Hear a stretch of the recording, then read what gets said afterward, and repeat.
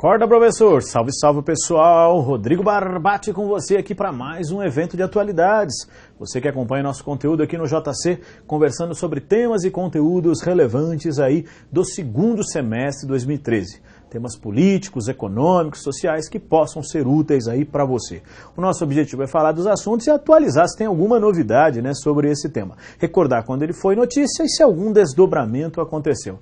Lembrando para você também que este conteúdo é intercalado com questões, isso que é interessante lembrar, que facilitam também a sua visualização. Sugerindo para você, nesse sentido, tópicos e temas que possam estar presentes aí em provas diferentes organizadoras. Nesse nosso encontro de hoje, conversaremos então sobre temas e conteúdos relacionados ao tópico do segundo semestre, já falando um pouquinho sobre os temas de setembro e outubro, o que é que foi relevante nesse processo. Diante dessa questão, e vale a pena você observar, o avaliador aqui, principalmente quando a gente fala de temas políticos e econômicos principalmente, a gente sabe que esses são alguns assuntos que têm desdobramentos, né? Então, às vezes você está discutindo um dado aqui, por exemplo, quando a gente pensa em termos políticos, pega a crise de um determinado país. Claro, você tem o início desse processo, como a gente fez no nosso encontro sobre o Egito, e aí o que andou acontecendo aí nos últimos meses que você pudesse, né, juntar essas informações. Então, muitas vezes é aquela história de processo, que algumas organizadoras, inclusive, pedem prova. Exemplo, CESP-UNB. Outras ficam mais presas ao fato, né? Então, é aquela coisa mais quadradinha, né? Eu quero saber quem é o personagem naquele momento, como faz, por exemplo, o Unesp e outras organizadoras. O importante é te ajudar a visualizar esses conteúdos. Então, sem delongas aqui para você, primeiro tema para nós, um tema ecológico, relacionado a conteúdos de meio ambiente, mas também um tema político, né? Por que não dizer que foram as manifestações realizadas pelo Greenpeace, os protestos do Greenpeace, que tentaram invadir uma plataforma de petróleo na Rússia. E aí é aquela história. Por que a polêmica? Então, primeiro detalhe. Ártico, né? Polo Norte, região, né? Hoje, né, que vive os efeitos da poluição atmosférica, o degelo no Ártico, você já deve ter ouvido falar, tem liberado importantes áreas aí para exploração econômica. Um exemplo, não é que eu engasgou, professor? Engasguei. Não que seja algo que não tenha ocorrido antes, mas o uso mais intenso, por exemplo, da navegação, a questão da exploração de recursos naturais, são possibilidades que se apresentam com as mudanças climáticas. Claro que elas têm efeitos negativos também, né, o degelo do Ártico. De todo jeito, qual foi a do Greenpeace? Invadiram uma plataforma de petróleo e dizer, olha, não queremos, não podemos, não devemos explorar petróleo no Ártico, os riscos ambientais são imensos. Muito bem. E aí os ativistas fizeram esse protesto. Por que o assunto ganhou destaque? Bom, ganhou destaque porque entre eles tinha uma brasileira. Né? Vale sempre lembrar que nós tivemos uma bióloga brasileira, Ana Paula, que foi presa junto com os outros ativistas. Depois o governo brasileiro entrou em cena, ela acabou sendo libertada em novembro, inclusive veio para o Brasil, né, no final de 2013, né? Inclusive deu muitas entrevistas, virou tema, né, de reportagem sobre não só o Greenpeace, mas essa ação, né, que tinha como alvo justamente chamar e sensibilizar a comunidade internacional para os riscos da exploração de petróleo naquela área. Muito bem. Quando você fala em Rússia, uma coisa que você tem que lembrar, né? A Rússia tem imensas reservas de petróleo e gás. A Gazprom é a gigante estatal russa do setor petrolífero, né? A Rússia, fala direito, professor. A Rússia hoje é a segunda maior produtora de petróleo, só perde para a Arábia Saudita, tem uma grande presença, grande produtora de gás, fornece energia para a Europa, é um recurso muito importante e os russos estão de olho justamente no potencial energético que existe, né, no Ártico. Então, a possibilidade das transformações ambientais possibilitarem o uso econômico dessas reservas, sem dúvida. E o Greenpeace, que defende historicamente a sua luta pela preservação do meio ambiente, entrou em cena e foi tema. Como o assunto ficou nos noticiários, até a libertação da Ana Paula em novembro, depois quando ela veio para o Brasil em dezembro, né, as entrevistas, reportagens, temas relacionados a ela, né, que estiveram nos noticiários até o começo de 2014, deixaram esse conteúdo nos noticiários. Vale lembrar, eu sei que hoje, quando você fala em Rússia, você pensa muito mais na crise da Ucrânia, na briga, né, dos dois governos, da crise, né, que levou a Rússia, inclusive, a anexar a Crimeia, pegar um pedaço da Ucrânia, toda a brigaiada, eu sei. Mas esse é um assunto de meio ambiente que você também não deve desprezar. Um ponto importante nessa questão, e eu chamo para você, né, a referência desse conteúdo, é considerar nesse sentido que esses ativistas então foram, né, presos, criou-se uma polêmica, depois acabaram libertados, mas ficou esse marco de que há uma ameaça ao meio ambiente e à exploração. Porém, a Rússia não está muito preocupada com isso, até porque é a sua grande fonte hoje de receita, de divisas. Muito dinheiro entra para a Rússia com o petróleo, isso é indiscutível, e com o gás também. E aí a polêmica, né, sempre lembrando, da gigante estatal Gazprom, é que é justamente a primeira vez que os russos vão explorar petróleo nessa região, no mar de Barents, que fica no Ártico. Volto a recordar para você, o tema petróleo é um tema que já foi explorado de várias formas em prova, então o seu olhar sobre esse conteúdo é importante e significativo. Agora, não esqueça, por favor, é um tema que tem grandes repercussões, como eu disse, porque a Rússia está envolvida em outras polêmicas. Quando eu disse, você fala aqui do petróleo, do gás, mas vamos lembrar que a brigaiada com a Ucrânia também envolve gás, porque a Ucrânia é por onde, no território ucraniano, passam, né, os oleodutos, gasodutos que levam, né, justamente petróleo e gás para o resto da Europa. E a Rússia vive as turras aí com a Ucrânia, está cobrando que a Ucrânia pague para os russos um valor que ela deve para usar uma parte do gás. Bem, volto a lembrar, mistura política, mistura economia. Então o governo Vladimir Putin na Rússia anda nos noticiários também no aspecto político, mas tem essa questão econômica, energética, vale lembrar. E é tema de prova, né? Você sabe disso, energia é sempre um tema, a questão energética é um tema de polêmica que envolve não só o meio ambiente, como envolve a economia, outros aspectos a relacionar. Então fique de olho no tema, hein? Vale lembrar. Muito bem. Além disso, aqui no Brasil saíram os dados de pesquisas do IBGE sobre população no mês de setembro, trazendo aí alguns levantamentos. Vale recordar, dados projetados pelo IBGE, por isso como estimativa, de que o país superou a marca dos 201 milhões de habitantes em 2013, dados divulgados, e estimativa, né? Porque o censo, aquele decenal, você lembra que em 2010 teve o censo, contagem de população, este não. Esse aí é contagem efetiva. Aqui é estimativa, né? Um conjunto menor de população é analisado e faz a projeção o IBGE. Além disso, nesses estudos, o IBGE lança dados sobre projeções.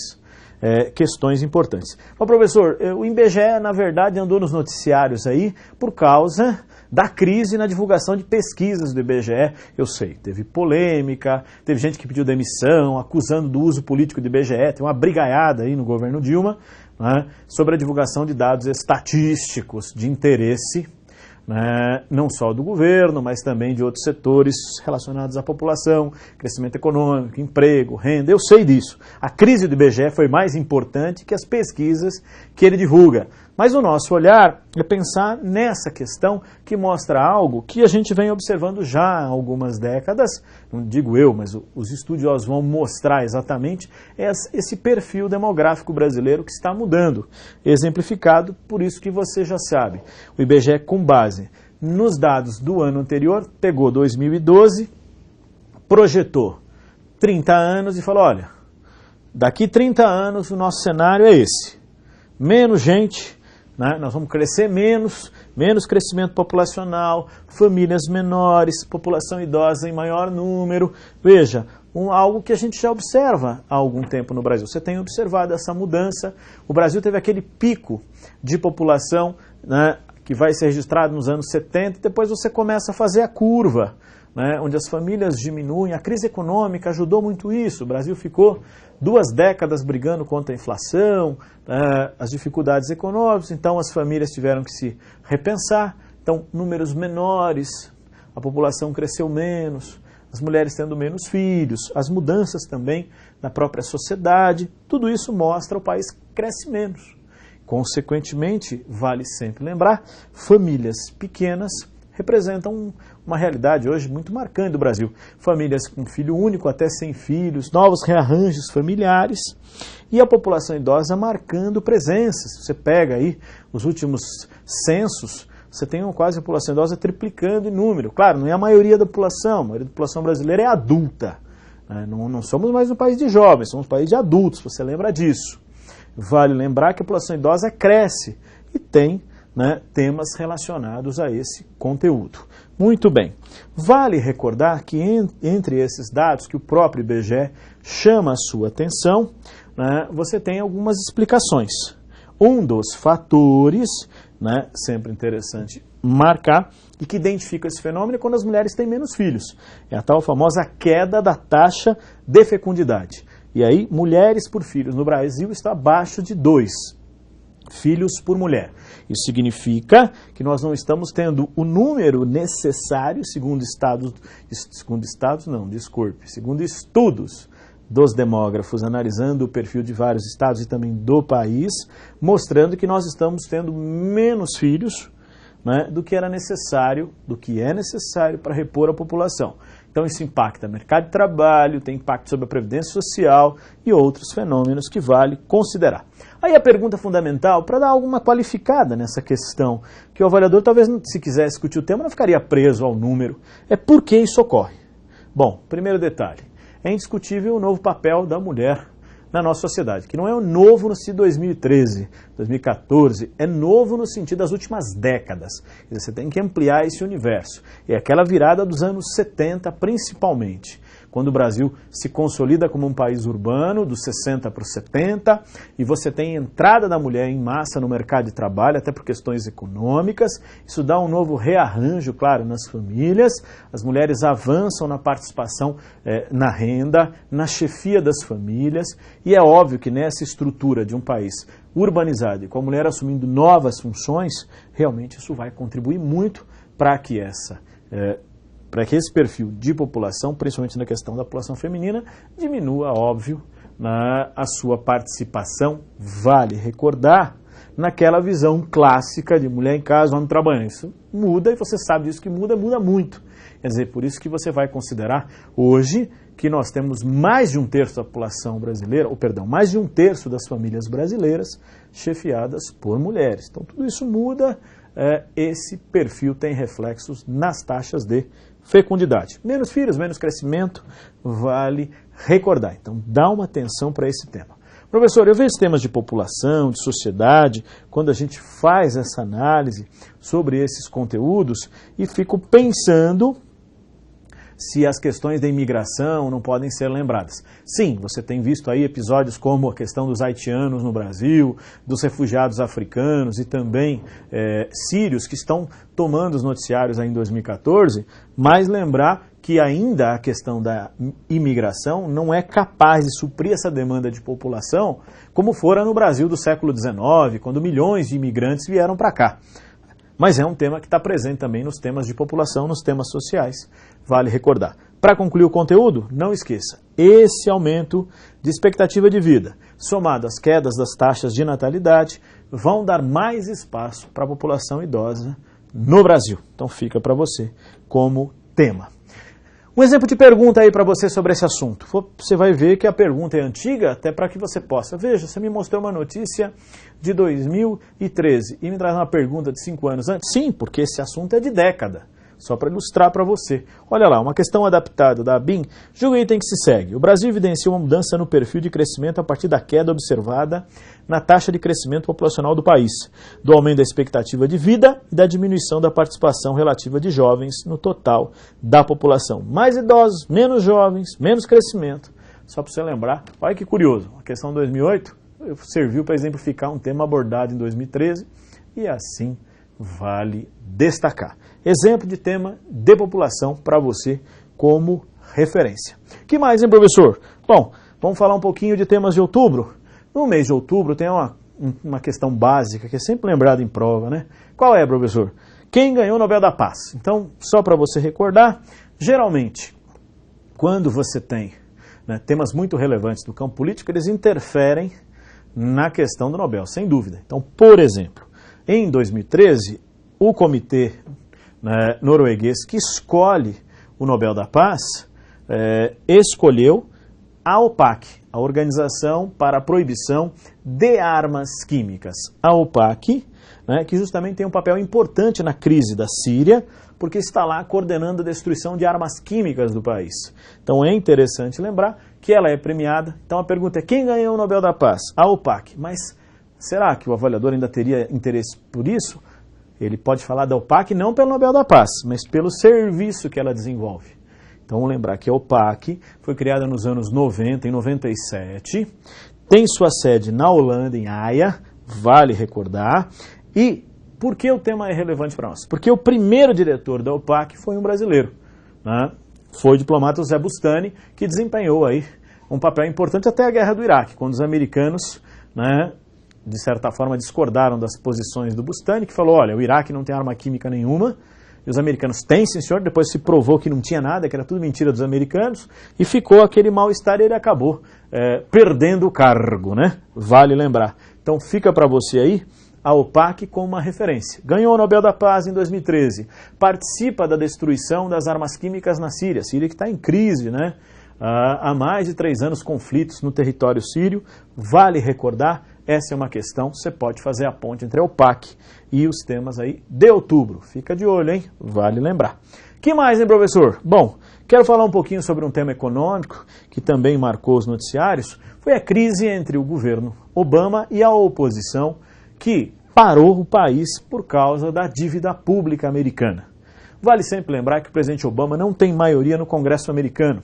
Na Câmara, os republicanos que fazem oposição ao presidente são maioria.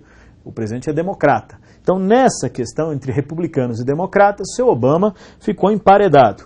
E aí, consequentemente, os políticos de Washington esticaram a corda até o limite contra o presidente Obama, que pedia autorização para que o Tesouro americano se endividasse mais. E essa questão de endividamento é mais ou menos a história de você ir ao banco e pedir para aumentar o limite do cheque especial. O presidente americano pediu ao Congresso e ficou aquele impasse. Eleva, corta, diminui, estica. E isso parou o país no mês de outubro. É sempre interessante, até havia uma preocupação com o calote da dívida pública americana, que acabou não ocorrendo. Havia um temor, isso causou aquela coisa. Cai a bolsa, desvaloriza o dólar em algum lugar. Aqui no Brasil aumentou o dólar, caiu a bolsa, foi um agito. Mas o presidente conseguiu, no limite do limite, assinar um acordo que permitiu que o Congresso autorizasse o acordo, permitiu ao presidente, através do Congresso, aumentar o endividamento do governo americano, o que evitou o calote. Então o governo americano pôde pegar mais dinheiro emprestado do mercado para pagar suas dívidas, emitindo títulos públicos, etc. E aí evitou o que seria uma encrenca muito grande nesse sentido. O meu raciocínio sobre esse tema vale sempre lembrar que o teto da dívida pública de 16,7 trilhões, mais ou menos arredondando a conta para você, de dólares, foi atingido em maio de 2013. Mas como haviam recursos adicionais que entraram no cofre do Tesouro americano, eles puderam pagar os compromissos e em outubro receberam uma autorização para aumentar o seu endividamento. É isso que você vai observar. Muito bem, professor. Sobre esse assunto ainda, queria comentar também um tema econômico, aí vindo para o Brasil. No nosso caso aqui, em outubro, vale sempre lembrar, nós tivemos o leilão do Campo de Libra, que é um dos mais rentáveis ou produtivos estimados aí para o pré-sal. Então, quando fala do pré-sal, exploração de petróleo em águas profundas no Brasil, desde 2007 está nos noticiários o tema. E o governo brasileiro, então, fez o leilão e não tivemos muitos interessados. Na verdade, apenas um grupo apareceu, um consórcio, no qual a Petrobras faz parte, ao lado da Shell e da Total francesa, além de pequenos participantes, que são 2 empresas chinesas que compõem aí um único consórcio que se interessou e pagou para o governo o mínimo necessário para poder explorar essa área. Então, o Campo de Libra, o presidente Dilma foi para a imprensa, fez discurso, falou, pelo amor de Deus, eu não estou entregando nada, mas na verdade se criticou muito como o governo fez esse processo da concessão dessa área. É interessante destacar nesse tema que a oferta realmente foi mínima. Por lei, no mínimo aí, em torno de 41%, arredondando para você, que é aquela história que eu tenho que ofertar. Porque como é sistema de partilha, no Brasil o marco do petróleo prevê, o marco aprovado em 2010, que a gente trabalha hoje com sistema de partilha. Então o governo brasileiro fica realmente com uma parte dos ganhos de produção. Então ele recebe por isso. Então qualquer exploração tem que pagar ao governo uma parte, ele é sócio dessa brincadeira. Então, consequentemente, né, o mínimo exigido foi ofertado, porque não tinha um concorrente, só um consórcio ganhou, por isso o tema ganhou essa dimensão. Muito bem, sobre o campo de Libra, insisto aqui para você recordar nesse caso, e é interessante fazer essa análise, até porque a Petrobras, ao participar desse processo, foi muito criticada, até porque se endivida mais, é o que os críticos dizem, sobre o percentual exigido para a sua participação.